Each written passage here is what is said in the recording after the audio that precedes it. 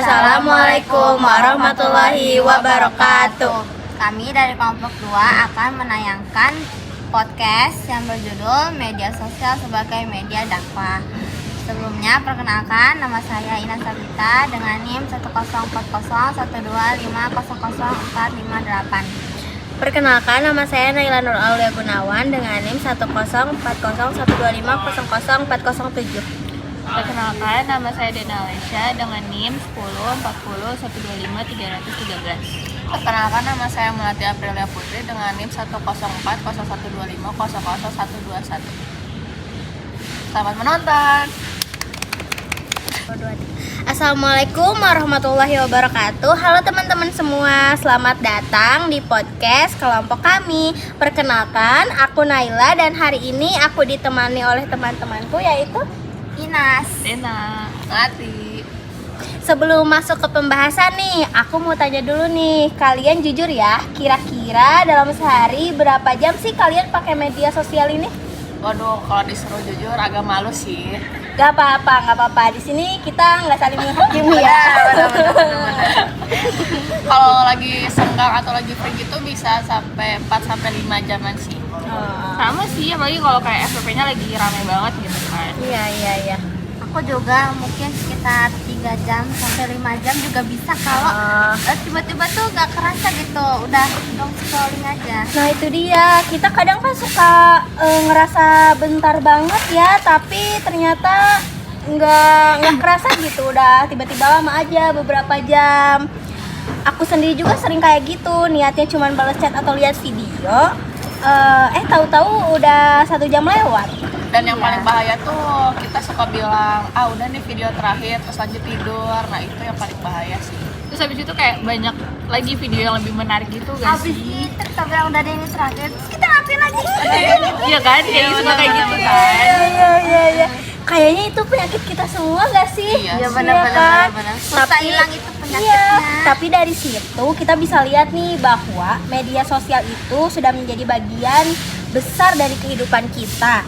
Hampir setiap hari kita menggunakannya gitu. Bahkan kadang lebih sering membuka media sosial daripada buku-buku yang harusnya kita pelajarin gitu.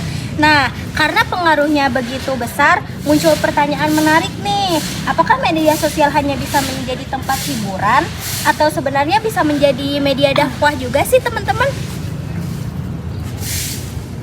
Kalau mendengar kata dakwah nih, apa yang pertama kali terlintas di pikiran kalian?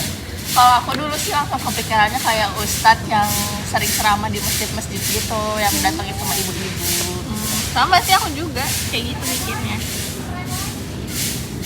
Sebenarnya dakwah itu lebih luas tahu daripada sekedar ceramah.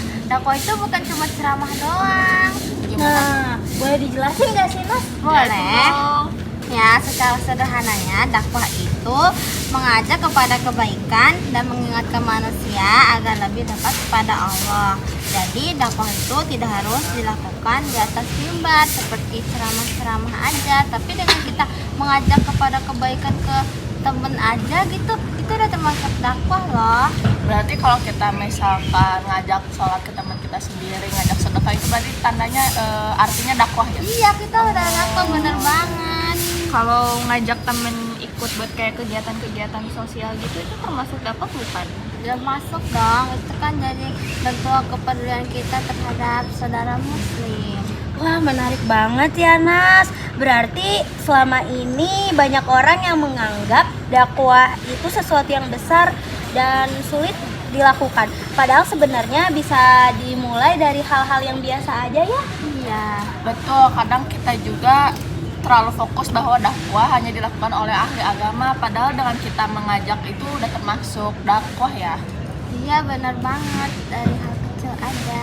Oke, terus kalau menurut kalian, kenapa sih media sosial bisa menjadi sarana dakwah yang efektif gitu?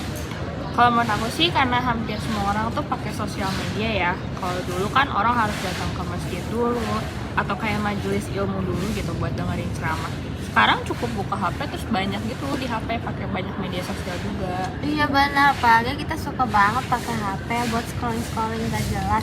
Daripada itu mending kita pakai buat nyari-nyari ini tentang agama, karena agamanya udah bisa diakses dengan tangan kita aja, semudah itu loh. Iya guys. benar, aku juga pernah lihat tuh di mana ya, di TikTok video dakwah cuma durasi 1 menit tapi yang nontonnya bisa jutaan, banyak banget kan. Wah, emang sekarang tuh bener-bener sangat luar biasa ya, karena satu video yang isinya mengajak kepada kebaikan bisa menjangkau banyak orang dalam waktu singkat gitu, kayak tadi yang Ame bilang di TikTok itu.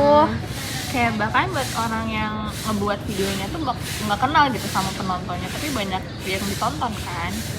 Nah, itu dia salah satu kelebihan dari media sosial, karena dia jangkauannya itu luas banget dan penyebarannya cepat, makanya banyak banget orang yang terpengaruh sama media sosial. Oh gitu ya, oke. Terus aku juga penasaran nih sama kalian. Kalian pernah nggak sih dapetin manfaat gitu dari suatu konten dakwah di media sosial, misalnya dari Instagram lah, dari TikTok lah, media sosial yang sehari-hari kalian pakai? Pernah banget, aku waktu itu lagi banyak pikiran karena stres di perkuliahan, tugas-tugas kuliah numpuk. Terus aku tiba-tiba muncul video yang membahas tentang pentingnya sabar dalam menghadapi ujian hidup. Terus dari situ aku kayak mulai tersentuh aja gitu hati aku, kalau bahwa dengan kayak gitu aku harus bersyukur juga.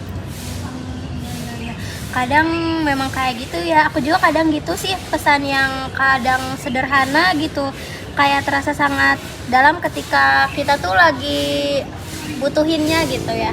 Aku juga pernah. Oh iya. Iya, aku pernah nemuin konten yang dia tuh bahas pentingnya menghargai waktu, apalagi untuk kita sekarang yang suka banget membuang-buang waktu dengan pemalas-malasan dan scrolling TikTok. Relate banget ya Nas ya. Relate sih itu real. Relate banget Ya, Nas. habis itu dari situ aku pikir juga kalau waktu itu sebenarnya itu sangat berharga ya, apalagi tiba-tiba nggak kerasa karena waktu itu cepet banget. Iya, cepet Iya, kan. nggak kerasa gitu ya, tiba-tiba 1 jam, 2 jam gitu ya. Malah kita sebelumnya cuma kayak 5 menit lagi ternyata udah setengah jam. Iya, suka kayak gitu.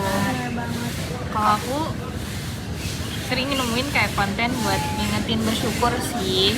Kadang kita tuh terlalu fokus gitu loh ngelihat kekurangan hidup kita, kayak ngelihat orang lain jauh lebih sukses, lebih kaya, lebih pintar, lebih populer, sampai kita tuh lupa kalau kita tuh harus bersyukur gitu atas nikmat yang telah diberikan. Aku setuju banget sih, dan kadang media sosial itu kayak ngebuat kita tuh ngebandingin hidup kita sama orang lain, padahal yang kita lihat bukan sebagian dari kecil dari kehidupan mereka. Terus aku ada pertanyaan lagi nih buat kalian. Kalau menurut kalian nih, media sosial itu lebih banyak manfaat atau mudaratnya?